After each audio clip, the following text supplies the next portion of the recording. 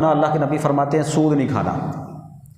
حجۃ الوداع کے موقع پر نبی پاک نے فرمایا تھا میں اپنے خاندان کا سود معاف کرتا ہوں، اور جو بندہ سود کھاتا ہے اللہ اور اس کے رسول کے ساتھ جنگ کرنے کے لیے تیار ہو جائے۔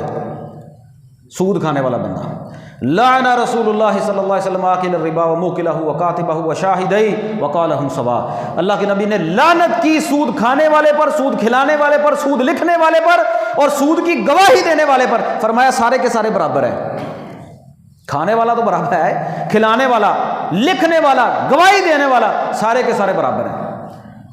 اللہ کے نبی کی لعنت، اور ایک حدیث میں اتنی بڑی وعید، فرمایا درہم ربا یاکلہ الرجل،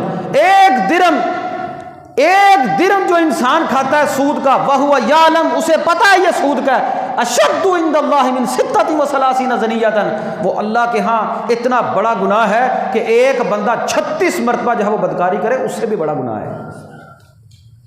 اور بعض روایات میں آتا ہے ایسے ہے جیسے اس نے اپنی ماں کے ساتھ بدکاری کی، عام عورت کے ساتھ نہیں، اپنی ماں کے ساتھ، جس کا بندہ سوچ بھی نہیں سکتا۔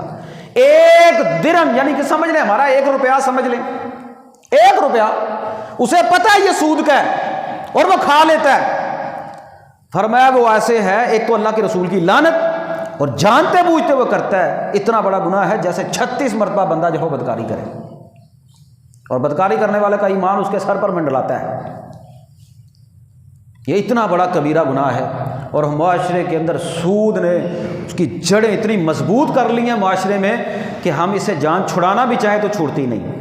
یہ پچھلے دن حکومت نے فیصلہ کیا، بڑا اچھا قابل تحسین فیصلہ تھا کہ بھئی ہم اسلامی حکومت کے مطابق جو ہے وہ اسلامی نظام کے تحت جو ہے وہ سود کو ختم کریں گے، لیکن چند دن پہلے جو ہے وہ اسٹیٹ بینک نے کہہ دیا کہ بھئی ہم اس نظام سے نکلنا بھی چاہیں تو نکل نہیں سکتے، کیونکہ جتنے حکومتی ہم لوگ قرضے دیتے لیتے ہیں، باہر سے لیتے ہیں، یہ سارے سود پر ملتے ہیں۔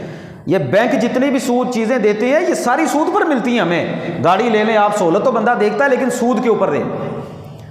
گھر کی سہولیات ہیں یہ سود کے اوپر مل رہی ہیں۔ بینک کے اندر جو لون ملتا ہے وہ سود کے اوپر ملتا ہے، وہ چاہے 1% ہے، چاہے 2% ہے، چاہے 3% ہے، چاہے 1000 ہی کیوں نہ ہو۔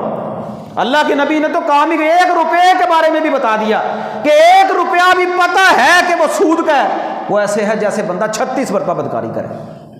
یہ اتنا بڑا کبیرہ گناہ ہے۔